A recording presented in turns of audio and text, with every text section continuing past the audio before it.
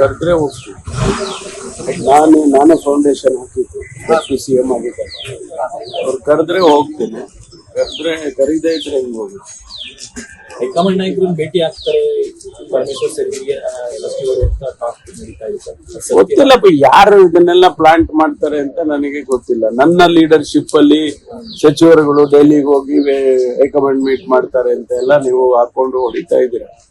ನನಗೆ ಗೊತ್ತಿಲ್ಲ ಅದು ಯಾರು ಹೇಳಿದ್ರೋ ಗೊತ್ತಿಲ್ಲ. ಅಂಥದ್ದು ಯಾವುದೇ ಬೆಳವಣಿಗೆ ಇಲ್ಲ. ನಾನು ಡೆಲ್ಲಿಗೆ ಯಾವ ಡೆಲಿಗೇಷನ್ ನಾವು ತಗೊಂಡು ಹೋಗ್ತಿಲ್ಲ, ಅಥವಾ ಯಾವ ಅಂತ ರಾಜಕೀಯ ಬೆಳವಣಿಗೆಗಳು ಯಾವುದು ಕೂಡ ಇಲ್ಲ. ನಾನು ಮೊನ್ನೆನೂ ಹೇಳಿದೆ ನಿಮಗೆ, ನನಗೆ ಇಲಾಖೆ ಕೆಲಸ ಇದ್ದಾಗ ಹೋಗ್ತೀನಿ ಅನ್ನೋದು ಬಿಟ್ರೆ ಬೇರೆ ರೀತಿಯಲ್ಲಿ ನಾವು ಹೋಗ್ಬಾರ್ದು ಅಂತ ಏನಿಲ್ಲ. ಹೋಗ್ಬಾರ್ದು ಅಂತ ಏನು ಬ್ಯಾನ್ ಆಡ್ರಿಲ್ಲ, ಅಂದ್ರೆ ನಮ್ಗೆ ಅಗತ್ಯ ಇಲ್ಲ. ಅಗತ್ಯ ಬಿದ್ದಾಗ ಹೋಗ್ತೀವಿ.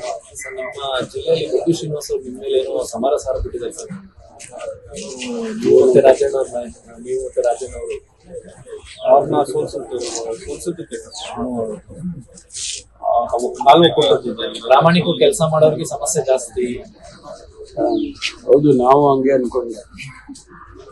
ನಾವು ಪ್ರಾಮಾಣಿಕವಾಗಿ ಕೆಲಸ ಮಾಡೋರು, ನಮಗೂ ಸಮಸ್ಯೆ. ಪದೇ ಪದೇ ಬುದ್ಧಿ ಶ್ರೀನಿವಾಸ್ ಅವರು ನಿಮ್ಮ ಮತ್ತೆ ರಾಜಣ್ಣ ಅವ್ರ ಬಗ್ಗೆ ಮಾತಾಡ್ತಾ ಇದ್ದಾರೆ. ಪದೇ ಪದೇ ಏನಿಲ್ಲ, ಈ ಚುನಾವಣೆಯಲ್ಲೇ ಮಾತ್ರ ಆ ರೀತಿ ಮಾತಾಡಿದ್ದಾರೆ. ನಾವೆಲ್ಲ ಸ್ನೇಹಿತರುಗಳು, ಒಂದೇ ಪಕ್ಷದಲ್ಲಿದ್ದೀವಿ. ಇವೆಲ್ಲ ಬರ್ತಾ ಹೋಗ್ತಾ ರಾಜಕೀಯದಲ್ಲಿ ಇದೆಲ್ಲ ನಡೆಯೋದಲ್ಲ. ನಾವು ಪರ್ಮನೆಂಟ್ ಸಿಸ್ಟಮ್ ಮಾತಾಡ್ತೀವಿ. ಅದಕ್ಕೆ ನನಗೇನು ಮಾತಾಡದೆ ಇರೋದು ಅಂತ ಅಂಥದ್ದೇನಿಲ್ಲ. ಮಾತಾಡದೆ ಮಾತುಗಳು ಬಿಡೋಷ್ಟು ರಾಜಕಾರಣ ಇಲ್ಲ. ಮಾತಾಡ್ತೀವಿ. ಶ್ರೀನಿವಾಸ್ ಅವರು ನಮ್ಮ ಪಕ್ಷದವರೇ ಇದ್ದಾರೆ, ಶಾಸಕರು ಇದ್ದಾರೆ, ನಮಗೆಲ್ಲ ಸ್ನೇಹಿತರು ಇದ್ದಾರೆ, ಮಾತಾಡ್ತೀವಿ.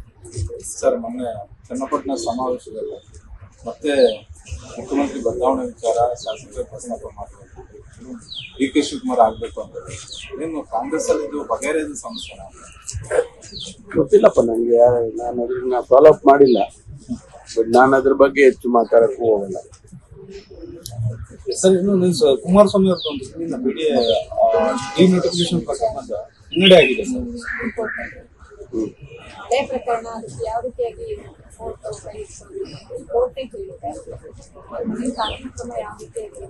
ಇಲ್ಲ, ಅವರೇ ತೀರ್ಮಾನ ಮಾಡ್ಬೇಕಲ್ಲ.